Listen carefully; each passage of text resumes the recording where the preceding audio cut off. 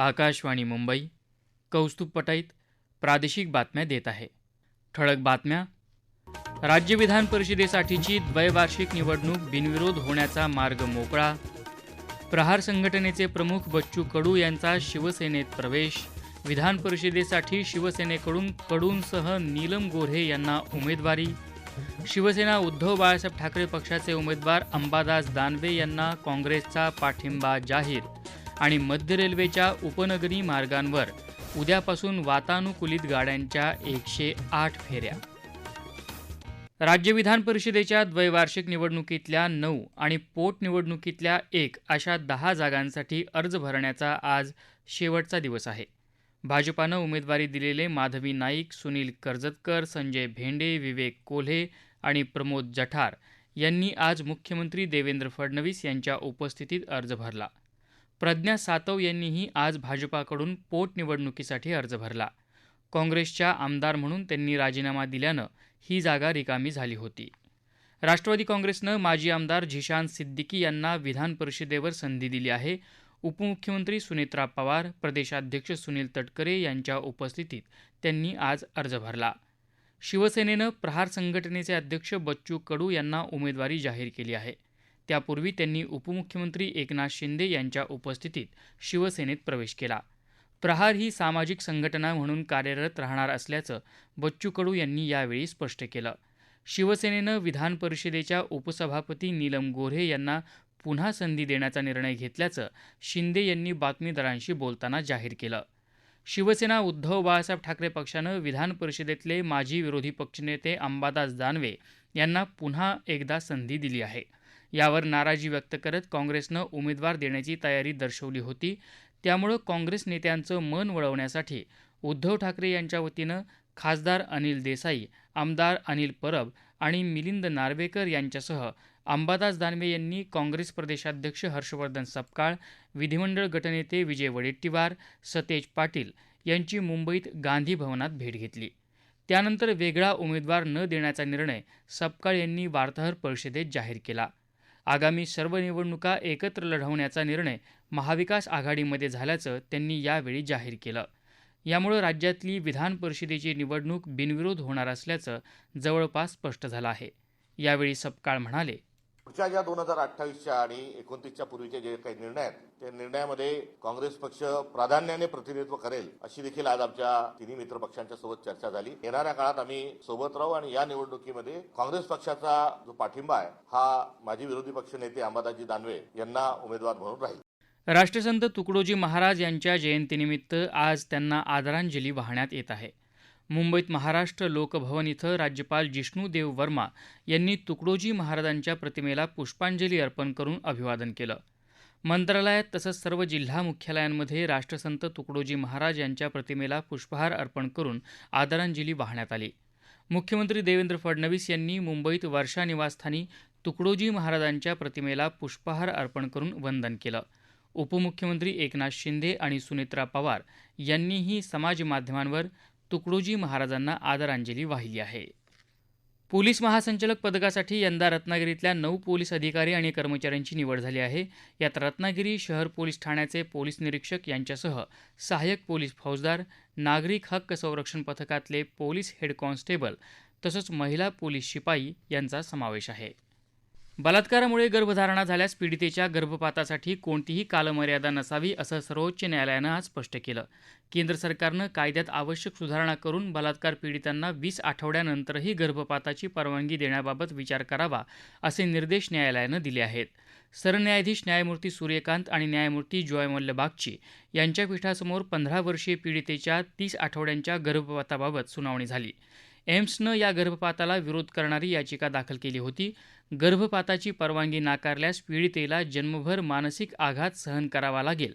कायदा हा प्रवाही आणि काळाशी सुसंगत असायला हवा असंही पीठानं म्हटलं आहे. अनपेक्षित मातृत्व कोणावर लादलं जाऊ नये असं न्यायालयानं सांगितलं. पीडितेच्या पालकांचं समुपदेशन करा असं न्यायालयानं एम्सला सांगितलं आहे. अंतिम निर्णय हा पीडित मुलगी आणि तिच्या पालकांचाच असेल असंही न्यायालयानं स्पष्ट केलं आहे. या प्रादेशिक बातम्या आकाशवाणीच्या मुंबई केंद्रावरून देत आहोत. आकाशवाणी मुंबईच्या एअर न्यूज मुंबई या इंस्टाग्राम पेजवर तुम्हाला दिवसभर महत्त्वाच्या बातम्या वाचता येतील. आकाशवाणी मुंबईच्या प्रादेशिक वृत्त विभागात हंगामी तत्वावर संपादक तथा वार्ताहर मराठी, वार्ताहर इंग्रजी, वृत्तनिवेदक तथा भाषांतरकार आणि प्रसारण सहाय्यक या पदांसाठी पात्र उमेदवारांकडून अर्ज मागवण्यात येत आहे.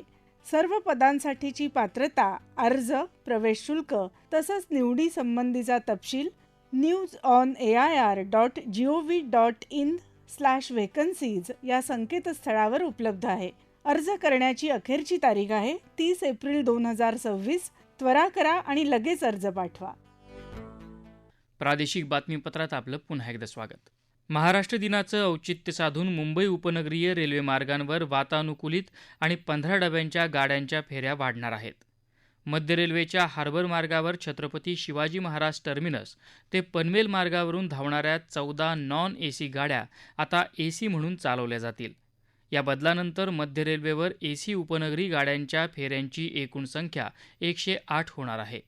यापैकी 28 सेवा हार्बर लाईनवर तर 80 सेवा मुख्य मार्गावर आहेत. रविवार आणि राष्ट्रीय सुट्ट्यांच्या दिवशी या एसी गाड्या नॉन एसी म्हणून कार्यरत असतील. पश्चिम रेल्वेवरही 12 नवीन एसी लोकल सेवा सुरू करण्यात येणार आहेत. पश्चिम रेल्वेवर 12 नवीन एसी सुरू केल्यानंतर आठवड्याच्या कामकाजाच्या दिवशी एसी उपनगरी गाड्यांच्या फेऱ्यांची संख्या 133 वरून 145 होणार आहे. सध्या 12 डबा म्हणून धावणाऱ्या 17 लोकल गाड्या आता 15 डब्यांच्या केल्या जाणार आहेत.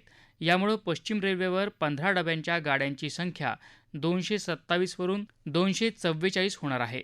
15 डब्यांच्या गाड्या marine lines, Grant road, Charni road या स्थानकांवर थांबणार नाहीत, तर दादरला या गाड्या प्लॅटफॉर्म क्रमांक 4 वर दोनदा थांबतील. विरार डहाणू रोड मार्गावर 15 डब्यांच्या 8 गाड्या पहिल्यांदा चालवल्या जाणार आहेत. यामुळे या मार्गावरची प्रवासी वाहतूक क्षमता वाढणार आहे.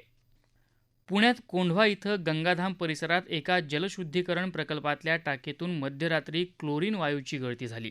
त्यानंतर परिसरातल्या किमान 22 रहिवाशांनी आणि अग्निशामक दलाच्या 2 कर्मचाऱ्यांनी श्वास घ्यायला त्रास होत असल्याची तक्रार केली. त्यांना ससून रुग्णालयात दाखल केलं असून त्यांना असलेला धोका टळला आहे, असं अग्निशामक दलाच्या अधिकाऱ्यांनी सांगितलं. गोंदियात स्थानिक गुन्हे शाखेच्या पथकानं सुंदरनगर परिसरात छापा टाकत घरात साठवून ठेवलेला 2 किलोपेक्षा जास्त गांजा जप्त केला आहे.